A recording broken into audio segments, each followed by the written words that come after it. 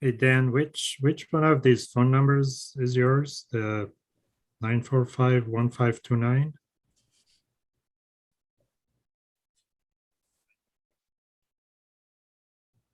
Mohsen, I'll put it on the text thread because we're live on YouTube right now. Okay. Oh, yeah, sorry. Go ahead.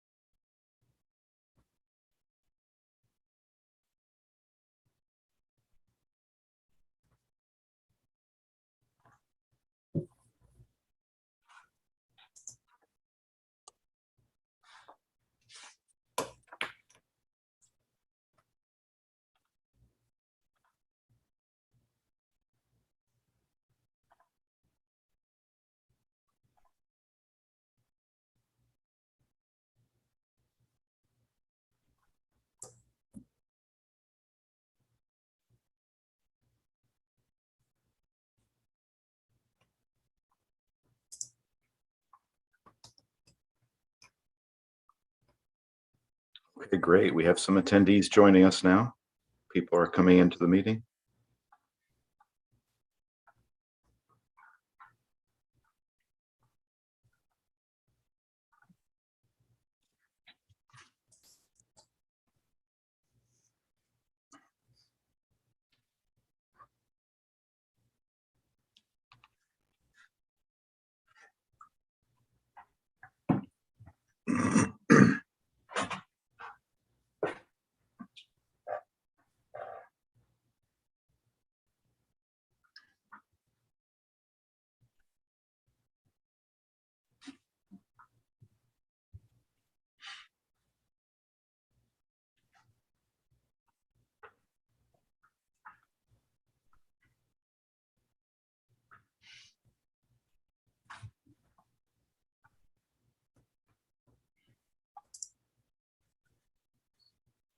Okay, to all the attendees and panelists, right now we have 15 attendees. It is 9 o'clock, but I want to give it at least an extra minute so people have a chance to get into the meeting. And when I see the attendees number stop climbing, we will go ahead and get started.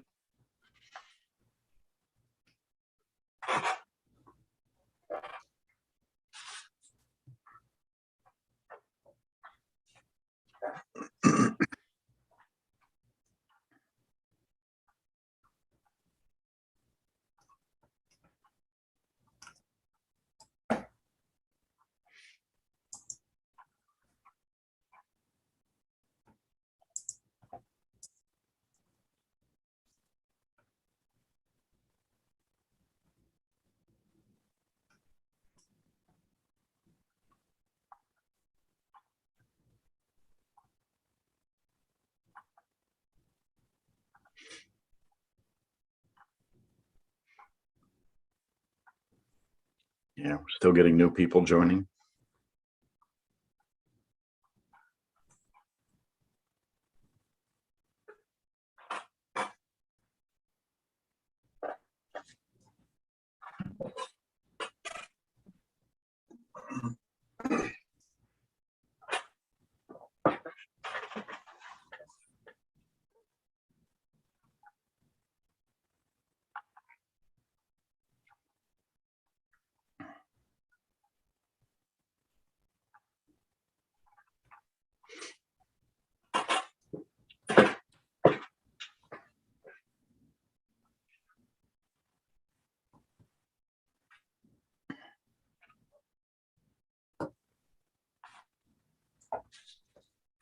Okay, it's 9:02, so we'll go ahead and get started. Good morning and welcome to the San Diego County Air Pollution Control District's Emissions Inventory System Portal Training. Our goal today is to teach you how to enter your calendar year 2021 emissions into an EIS portal, Emissions Inventory System Portal website. My name is Dan Plotner. I'm a program coordinator here at the Air Pollution Control District in the Compliance Division. I'll be the host today. We also have Janet joining us from the district. Our first presenter will be Janya Lofgren, who is a senior engineer and emissions inventory supervisor in our engineering division. She will be introducing her team. And then following up after Janya, we have Mike Johnson joining us from Lakes Software. He will be doing the second part of the presentation. We would like to save questions till the end, and we would also like to leave plenty of time for those. So when we get towards the end, if you would like to speak, please click the raise hand button, and we will have the ability to allow you to unmute yourself, and then you will be able to speak your question. If you'd like to type in your question in the chat box, that's fine also. Bear in mind that this meeting is being recorded locally to my computer, and it is being live streamed on YouTube right now. With those introductory remarks out of the way, we will start with Janya Lofgren. Janya, please go ahead when you are ready. Thank you, Dan, for the introduction. Russell, can you please share the presentation? And while Russell gets that up. Good morning, everyone. My name is Janya Lofgren. I'm a senior engineer here at the district and help lead our toxic and emissions inventory team. Today, we will provide training for our emission inventory system portal, also known as the EIS portal. This training is virtual and is meant to help guide users in uploading data into the EIS portal for data of calendar year 2021 emission inventories. Quickly, I would like to give time for our panelists to introduce themselves. Some of you on the call may be familiar with the team here at APCD or see them listed as the contacts on the data request letters you have recently received. So first we have Archie. Morning, guys. Next we have Russell. Morning, Russell Yanagihara, APCD. Thanks, Russell. Then we have Hans. Hi, good morning. Hans Fritzen, APCD. Hans. And last but definitely not least, we also have May. May, are you on the line? Yes, I'm here. Good morning. My name is May. I work for emissions and toxics. Great, thank you. That should be everyone. Okay, awesome. Russell, next slide, please. So a quick agenda. So this is the agenda for today's training. First, I'll review Rule 19.3 applicability and show an example of the 2021 data request letter. Then go over the phase-in use of the EIS portal as seen in Rule 19.3. Then we'll go into the EIS portal overview, which will include information on access and registration, the new responsible official or RO designation, uploading and submitting 2021 data, and then our software developer will have a short demonstration of the EIS portal. Finally, we'll provide some support contacts. And as Dan mentioned earlier, we please ask that you hold your questions to the end of the presentation, and we should have plenty of time to address your questions at the end. Before starting, I would like to mention that this PowerPoint and recordings of this training will be available on our website today after the training. Next slide, please. Rule 19.3 applicability. So who must report an emissions inventory? As seen in District Rule 19.3, there are several regulatory programs we report inventories for. I'll give a short summary of each program, including inventory type and reporting frequency. Although if you have any questions about applicability or a specific inventory type, I suggest referring to each regulation directly. For example, regulations created by the California Air Resources Board can be found on their website directly, and the links are given here. The first inventory listed here is the California Air Resources Board, or CARB's, Assembly Bill 2588 Hotspots Program. These inventories are required to report if they emit any of the toxic air contaminants found in Appendix A of the Emission Inventory Criteria and Guidelines Regulation, also known as the EICG. These facilities are required to be analyzed for health risk, and therefore their emission inventories are used to create risk prioritization scores. And if above district thresholds, a health risk analysis, also known as an HRA, may be required. The reporting frequency for this inventory type is every 4 years. The second inventory listed here is CARB's Criteria, Pollutant, and Toxics Emissions Reporting, also known as CTR. Facilities must report to CTR if they qualify as any of the following. First, part of CARB's Greenhouse Gas Mandatory Reporting Program, or also known as Cap and Trade, or if the facility emits more than 250 tons per year of criteria emissions, or if the district determines a facility to have elevated risk. The reporting frequency for this inventory type is annual. The next one listed, the third inventory listed here, is for facilities which emit more than 25 tons per year of NOx or VOC, which is a requirement of the Federal Clean Air Act of the Environmental Protection Agency, or EPA, and the reporting frequency for this inventory type is annual. The next inventory listed is for facilities which emit more than 5 tons per year of NOx or VOC, and that is per the district's Rule 19.3, and the reporting frequency for this inventory type is annual. And lastly, facilities that are located within AB 617 communities and part of Community Emission Reduction Plan may be required to report emission inventories. The frequency is as requested by the district, although will be no less than an annual frequency. Within any given calendar year, a facility may be required to report to one or more of the programs listed on this slide here. Each facility will receive a data request letter, which will cite the inventory type for a given facility within that calendar year, which I'll show an example of in the next slide. So next slide, please. So the 2021 data request. Facilities required to report emission inventories for data in calendar year 2021 should have received an email last week, which included the 2021 data request letter, including attachments and forms for upload into the EIS portal. A data request is sent for every facility that is required to report, and therefore each facility should receive one data request letter.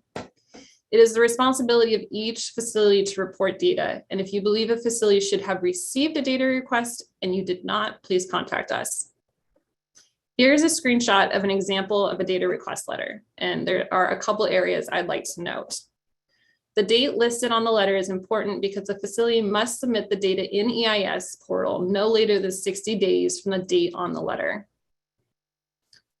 On the upper right-hand corner, you can find the Emission Inventory Facility ID, also called EIF ID, which identifies the facility and is needed to register for an EIS portal account under that facility. Lastly, the letter subject will include the emission inventory type for which a facility is reporting. So the example given here reports for a toxic emission inventory. Next slide, please. Okay, so next I'll go over the phase-in use of the EIS portal. As seen in District Rule 19.3, there's a phase-in period for the requirement of using the EIS portal to submit data. For data of calendar year 2021 reported in 2022, it is required to use the EIS portal to upload data. Users must log into the EIS portal and use the upload function to upload data request forms or data needed to complete inventories. There are no restrictions on the type of document for upload into the EIS portal. The data must be uploaded and submitted by the deadline referred to in the data request letter. Although it's not a requirement this year, facilities may also use the data entry module. So the next part of the phase-in is for data of calendar year 2022 reported in 2023. Use of the data entry module in the EIS portal will be required. This includes the use of EIS generated Excel workbooks, which are accepted and encouraged to be used. The use and upload of PDF or Word document forms will no longer be accepted for calendar year 2022 reported in 2023. Next slide, please. So our San Diego Air Pollution Control District website, the EIS portal can be accessed in several different ways, including directly from our website. The emission inventory system web page includes direct access to the portal, as well as additional resources. A recording of this training will be posted to the website after the webinar is complete, and additional guidance documents for the use of the EIS portal will be uploaded soon. Future trainings and announcements will also be listed on this webpage, and the link is given here. Next slide, please. Okay, so we'll go over EIS access and then registration. The EIS portal can be accessed by direct link as seen here in the link that's given on this slide. Some of you may already have an EIS portal account, and those accounts are still active if used within the last 6 months. For those who would like to register, please use the request access link found on the EIS login page. An active email account and the EIF ID for that facility will be needed to register. Again, the EIF ID can be found on the 2021 data request letter that was sent to each facility. A single user may have access to multiple facilities. During the demonstration, we will show you how to access multiple facilities under a single user login, although please keep in mind that registration for each EIF ID and therefore facility is needed in order to control who has access to the facility's emission inventory. Please contact Lake Support at eis.support@weblakes.com for registration support. Next slide, please. So a new role of responsible official, or RO, has been added for each facility within EIS. One RO has been assigned to each facility.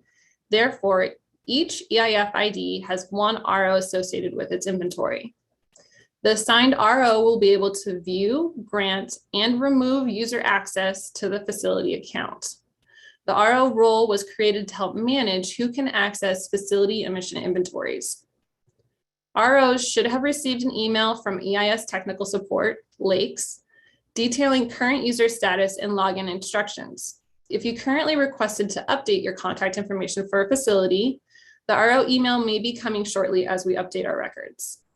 To update an RO, please email both the district and Lakes. Although all users of EIS portal can upload data, submittal must be completed by the RO. Next slide, please. So up next, Mike Johnson of Lakes will demo the EIS portal. The most important functions of the EIS portal for submitting 2021 data is the upload and submit modules. First, the upload documents module will be where a facility can upload the forms provided in the 2021 data request letters, as well as any other supporting documentation. There are no document type restrictions currently in this module. After the required documents have been uploaded, the emission inventory module should be used by the RO to submit the facility's data. Next slide, please. Thank you. So now I'll hand it over to Mike from Lakes Environmental to demo the EIS portal.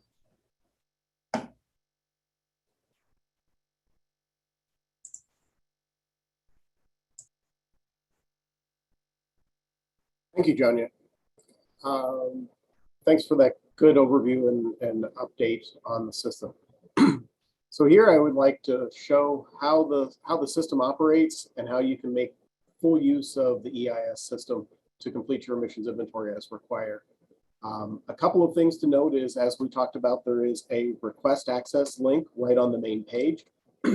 If you are not the RO, but you want to add a colleague to your team for adding access or completing the inventory process, they can do so by accessing this request link on the main page. So when we click this page, you will note that it will ask you for an email address, and you can enter that in, such as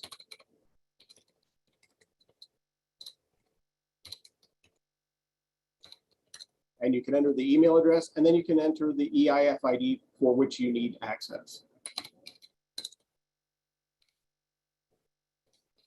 So note that once you complete this and you use the submit button, you'll be able to send off the request, and the RO will see your request and they can approve your access so you can sign in at a later date.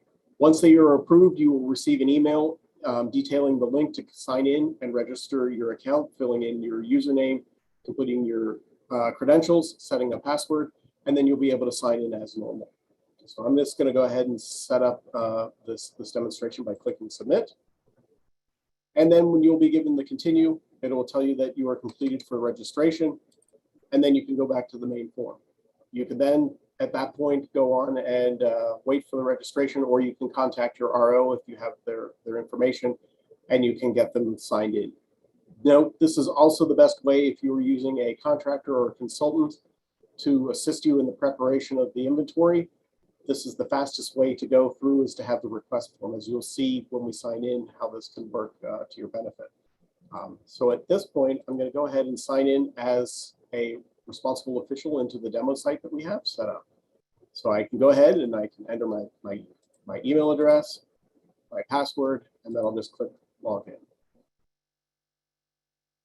So once we've signed in, you'll be presented with the start page. You will always be presented with the start page when you sign in, and this will tell you the status of everything that you can see in the inventory. You'll note that there is an upload documents feature for uploading your documents. If you want to do online registration, you can complete that through the EI questionnaire, and then there is an option to click and submit your inventory once it's complete. You'll note that in the upper right corner, it will show you the current inventory. You'll note that it'll show, for example, for my demonstration inventory, I can see that it's 2021. If I click on this, you'll note it will give a list of all the inventories and all the facilities that I have access to. So I can see that I have other multiple years previous to this that were part of my portal submittal prior to 2021. If I need to select one, for example, I can just click on the link and go to 2015, and you'll note that it updates immediately, showing my current situation and status. A couple of other things to note is that if it's previously been submitted, there is a lock next to the link and the name of the inventory. This is to prevent us from doing continued work or to make changes that are not required or requested once we have entered and submitted the documents. So now I'm going to go back to the 2021 inventory. Continue the demo. So here you'll note again that you can see the 2021, You can see who created it, and you'll note that the access doesn't have a lock, so we know that it's available. If you have multiple sites, you will see them in this list, and you'll be able to switch between them and present the data as needed. So let me go back to the 2021. A few other things to note is that if you are an RO, you'll see a list of all users who have access to this inventory. So you'll see myself, and you'll see the other operators who are part of this administration group. You'll also note that for those who have requested access, you'll see their email address, their current status, and the option, if you wish to grant them access, to approve. By default, all requesters are denied by default. It is because we don't simply want to have someone who typed the emissions inventory ID on the sign-up request in error to be granted immediate access. However, if I do want to grant someone access, I can simply click the approve. And you'll note that suddenly their status will change to approved. And then if we want to remove them, we can click the deny. So this is how you can quickly build up a team to complete your inventory, especially for certain facilities that are substantial in nature. You may need a team of folks, and you may want reviews before it's submitted. Now let's move on to show how to upload a document. In the upper left corner, you can just click the upload documents button, and it will show you for a facility, it will show all the linked documents that we have available. Currently, we have none. So I'm going to go ahead and upload a set of documents by clicking here in the upper right corner, this Add Link Documents button. I can choose the facility. Now, in this case, I have 2 facilities in my inventory, but this is not typical. This is only for the demonstration purposes, but we can select the facility that we wish to work with. So I'm going to choose the demo facility. I'm going to identify the set of documents that I want to do. So I'm going to say completed inventory forms, the description, forms for compliance. I'll click next in this nice wizard. And then I can go ahead and I can start selecting the files that I wish to upload. So I can select a file, and I can see that I have 2 forms here. So I have site form 1 that I can go ahead and click as a PDF, click open. And I can click the upload button. And you can see that everything that I want to submit is here in the uploaded files. If I need to add other files to the system, I can click select that form, and I can click upload as well. And so now I can see the list of files that I have. If I'm mistaken and I don't want to upload a file, I can go ahead and click this little trash can icon, and it'll be removed from my submission. When I'm ready and complete, I can click finish, and it will simply upload the documents into the portal. Let's give it a quick moment.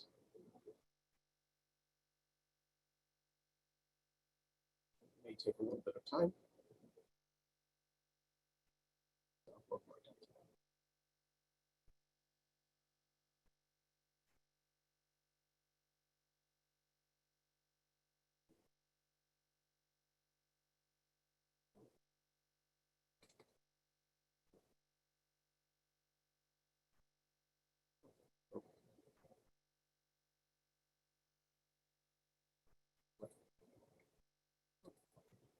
While that processes, I'm going to go back and go to home. And we'll note that we can, once we are back to home, we should see everything that we need. When we're complete and we've completed the upload process, I can go ahead and click the emissions submittal. I just want to show how that can be completed and processed.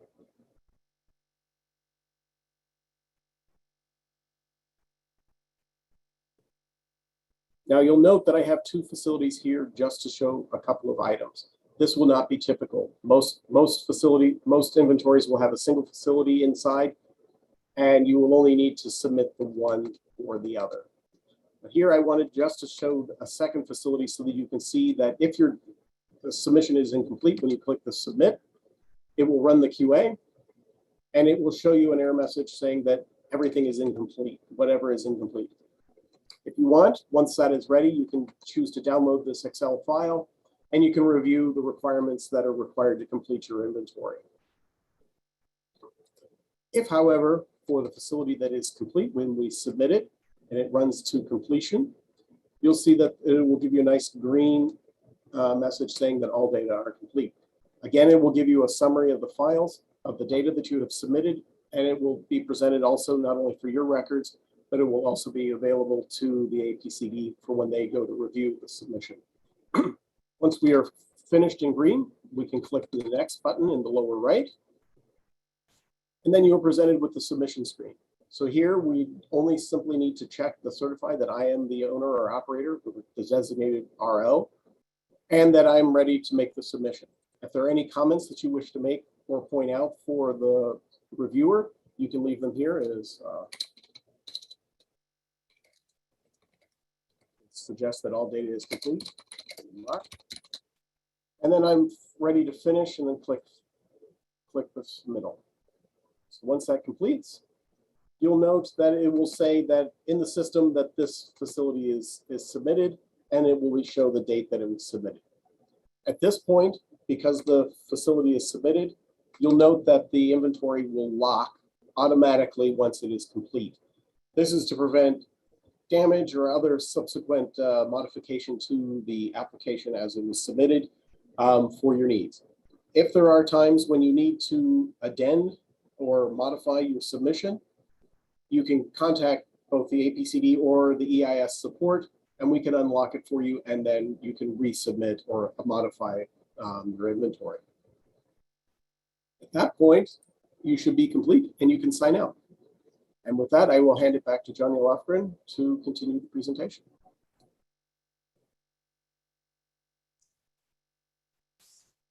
Thanks, Mike, for that.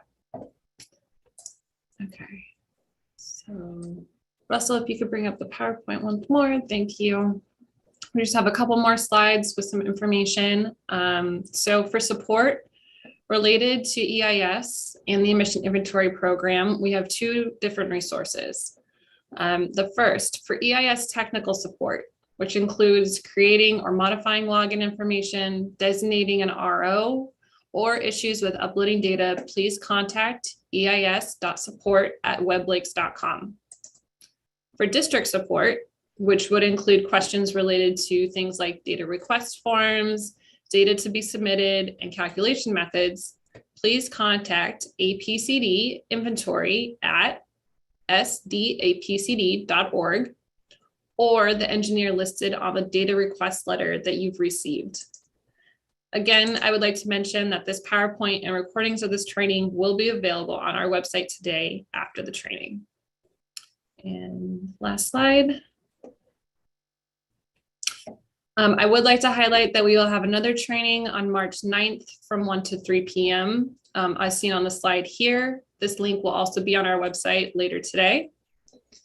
Now we'd like to open the training for Q&A. If you have any questions, please raise your hand and we can unmute you or include them in the chat window and we'll get to them. John, we do have one question, actually two questions in the chat from Andrew. And the first part of the question is, will EIS for a facility be preloaded with prior year's inventories? So let's take that one first. Sure. So yes, if you decide to use the data entry module, which we did not demo today as the priority was the upload of forms, some of previous year's information will be transcribed into the inventory.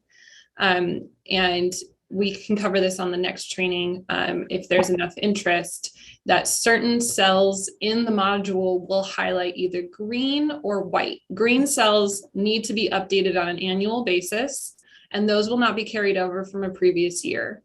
Cells that are white will bring in previous year's data and should be confirmed before submitting.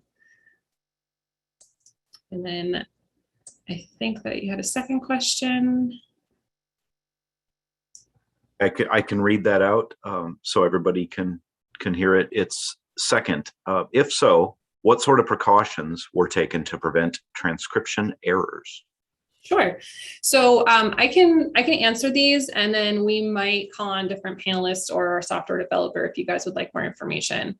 So the transcription errors, the system pulls in the previous year's inventory. So if the previous year's inventory, or not previous years, or the previous inventory that was reported, as not all facilities report on an annual basis, that last approved inventory is what is brought in directly by the system, and it's not hand entered by us at the districts. So if it has been entered previously, reviewed and approved, that is what goes into the system. If you notice any errors that have been brought in from a previous inventory year, please correct them, or you can contact us at apcdinventory@sdapcd.org, or the engineer on the letter about the errors. Okay, thanks, Janya. And Janet, will you go ahead and butt in? If we have any raised hands, just let me know, please. Otherwise, I can read the chat questions. Yes. We have a question. Okay, do we have one, Janet? Yeah, we have a raised hand. Let's see. Lori, you can unmute.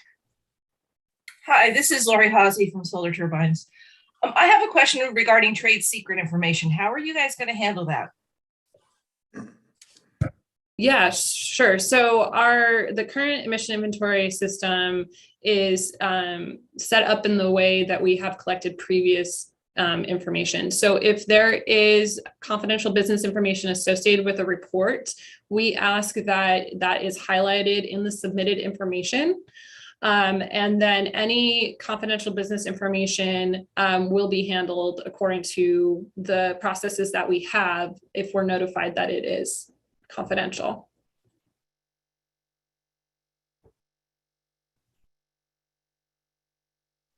Lori, does that answer your question?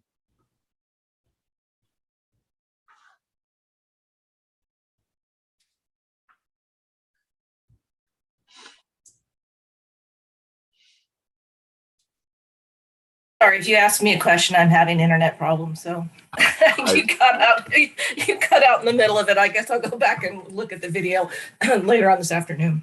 Sorry.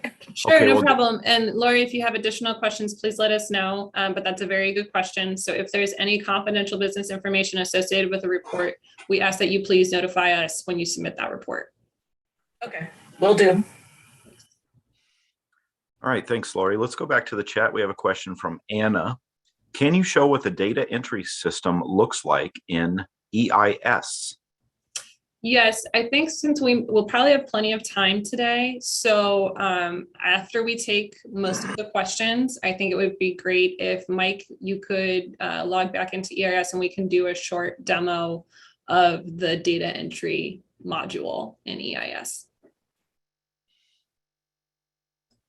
Okay, we'll plan on doing that at the end. So yeah, let's make a note of that. We'll show that later on.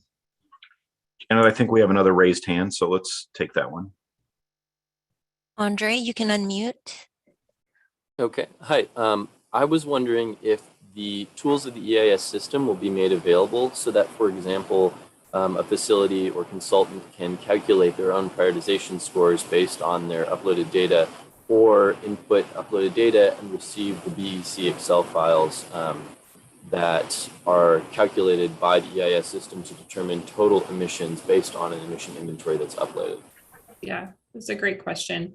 So currently we are not making that available for this data year, although you can request BEC and any export Excel files from the engineer that's listed on the district, same as in previous years. And then our calculation methods are listed online. We are currently expanding EIS, so those functions will hopefully be available in future reporting years.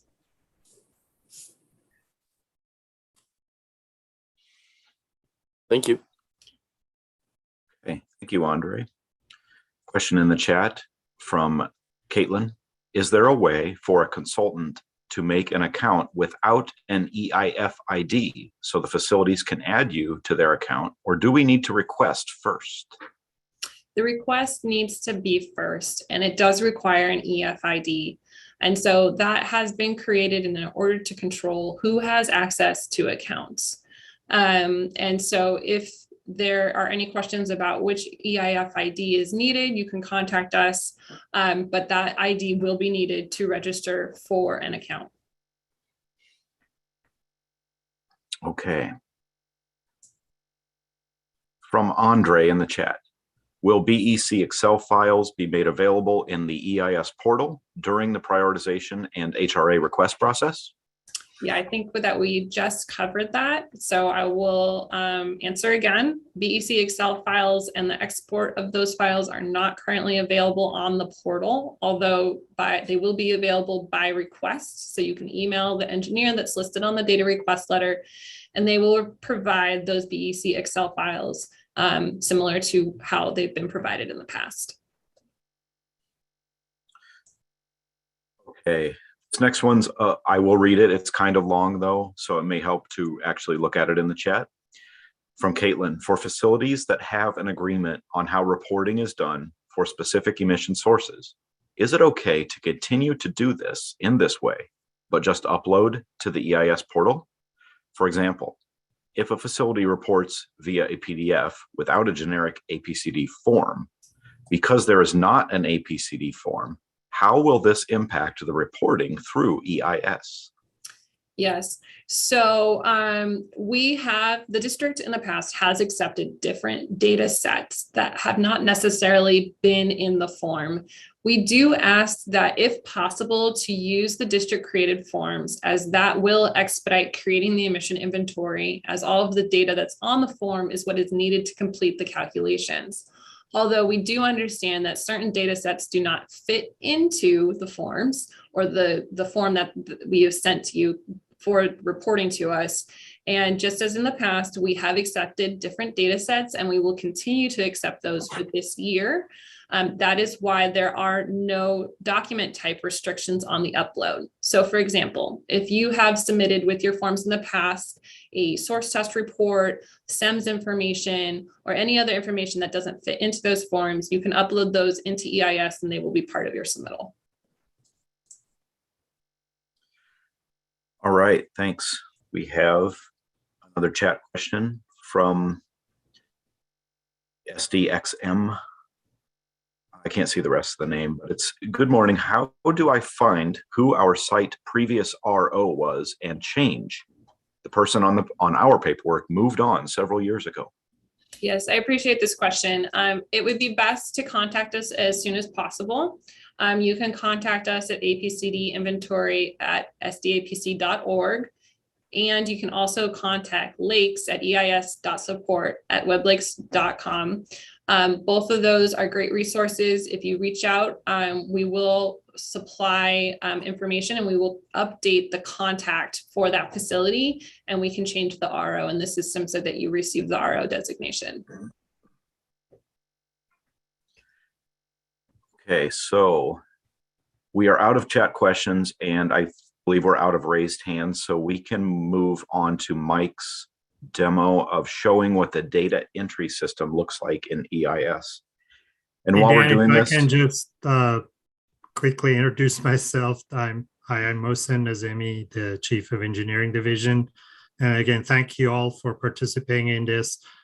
If anybody joined late, we had the slide for the next training, but this is also going to be recorded and available on our website. So I just wanted to make sure that if somebody missed the demo that Jania or Mike did this presentation, you can still go back and look at it later on today. Right, Jania? Correct. Yes, we will have a Zoom recording and it's also on YouTube Live and it's on the district YouTube channel for reference. All right, thank you. I just wanted to make sure we let the people know. Thank you. thanks, Mohsen. So while Mike is getting this ready, everyone, if you had a chat question and it wasn't completely answered, please let us know in the chat or by raising your hand. So take it away, Mike, when you're ready. You're on mute, Mike. Thanks, Dan. Good to know. All right. So everybody should be able to see my browser and operating. So again, from the start page here that you're always set to when you first sign in, you'll note that there is an emissions inventory questionnaire section. So when you highlight this button and we click on it, it will start the data entry facility. A couple of things to note is that it will always show the EIF ID that you're working with. in the current inventory. So you can match up with not only the name from the inventory, but with the EIF ID. So you can be sure that you're working with the appropriate site. Now, normally, if you only have a single site, there's nothing to do, and it will only bring you to the demonstration facility. A couple of things to note will be that there is a list of air permits, the site record IDs, the permit description, the device ID, the device description, and the material. Subsequent to that, it will also show you the current calculation method that is used from the APCD website, showing how this material and this device need to have the emissions data presented to you. If you scroll down for each one of these devices, you'll note that there is a data request page. So in this page, you'll see not only the data request, the control requests, and the emission factors that are available for this. Excuse me. You'll note that there is the permit, and as we select different ones, it will load the different pieces of data. So while we were looking at S13, if I scroll down a little bit further, you'll see the data request, the control data that needs to be entered and reported, and the emission factors if needed. If you want to override them because you have source tests, you can do so, and it will change to a light blue when you deviate from the default.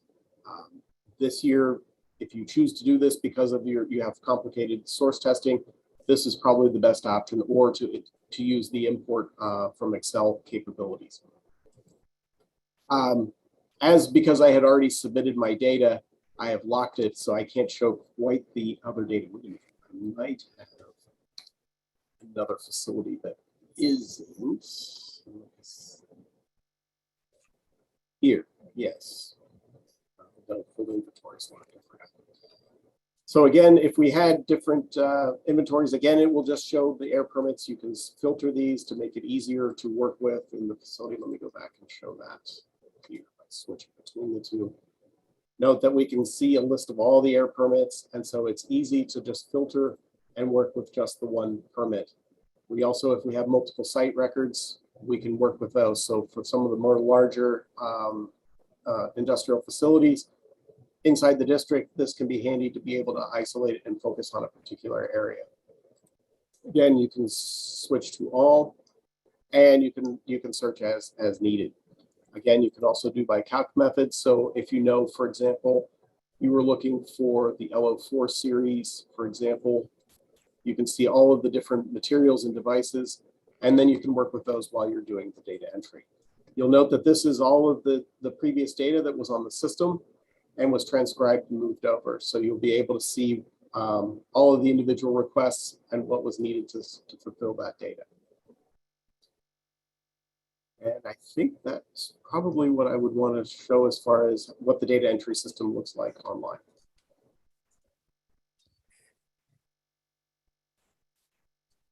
I would pass it back to Dan. Mike, so please let us know in the chat if that didn't answer your question, and I will put out the last call for questions as part of this meeting. But keep in mind, you can always follow up with us later on with the contact info slide. So Russell, maybe you could put the contact info slide back up.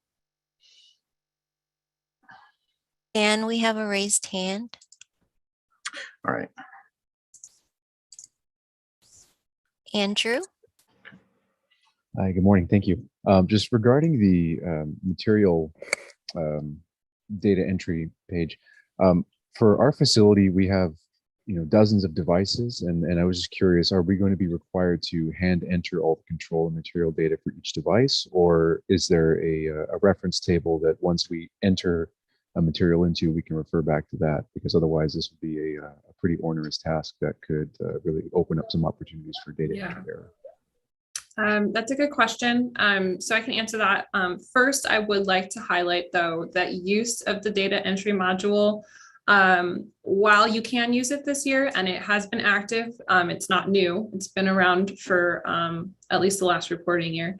It is not a requirement this year. Next year it will be required. But if you would like to use it, you have two different options. You can hand enter the data as you described, and we do understand for facilities that are larger, that has a lot of time to put in all those information. So we have a function where we can export an Excel file which mirrors the material upload that we can send you, and you can fill that out, and then we will upload that into EIS.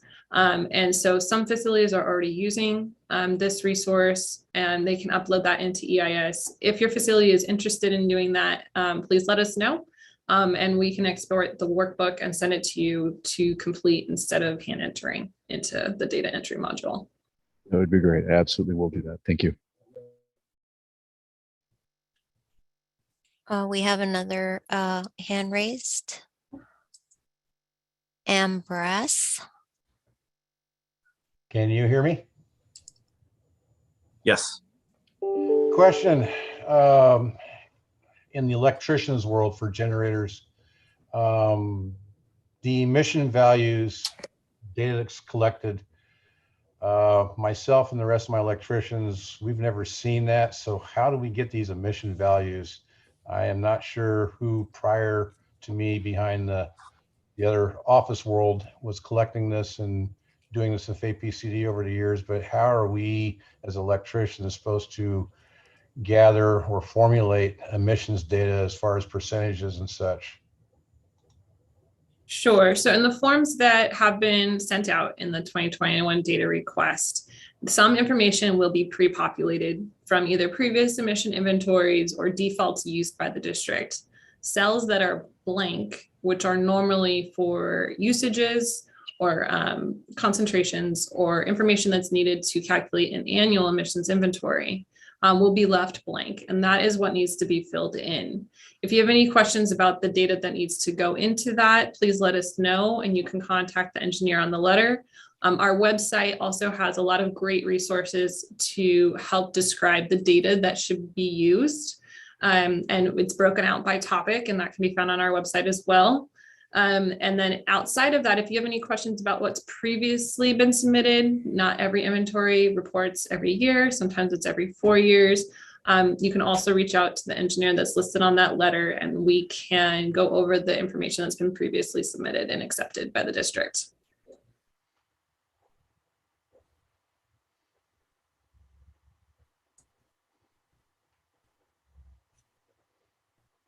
Does that answer your question? Yes. All right. Thank you for that. We have another raised hand from Andre. Hi, just a quick clarifying question regarding the Excel files. It was mentioned that we would need to request them. I also believe I had heard previously that they could be pulled directly out of the EIS portal. Is that something that isn't available yet? Or is there a way to get the Excel file for the upload just within the portal without having to reach out to the district? Sure. So, and maybe, I think maybe Russell or Hans might be able to answer this a little bit better about how it's been done in the past. I haven't been at the district a full year yet, but I have found that historically Excel files have been provided to facilities by the district. In the future, we would like to make the capability within the EIS portal to download the Excel workbook for direct use and upload into the portal. If you have any questions and you haven't received that type of Excel in the past, I would reach out to an engineer, but Russell might have more to add about that. Yes. Yeah, previously, it would be strictly from the engineer.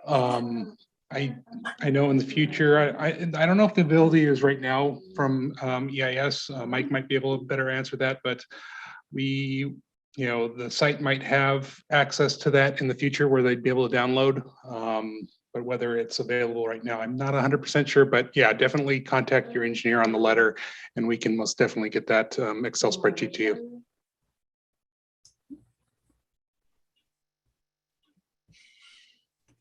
How does that sound, Andre? Sounds good. Thank you. All right. Anyone else, Janet? I see no raised hands.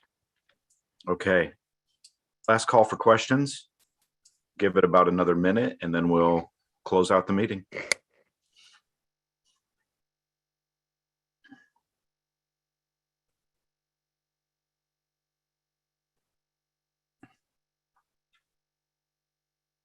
No questions, but I also wanted to again thank everybody for participating in the training. And if you like the training, attend the March 9th one as well. Thanks, everyone. Yeah, Mosin stole my line. I say the same. Thanks everybody for attending. You see there, Wednesday, March 9th. It's an afternoon meeting instead of a morning one. The replay of this one is available on our YouTube channel. And if you have any follow-up questions, you can email the addresses down at the bottom of the screen. Thanks everybody, and have a good day. Bye-bye.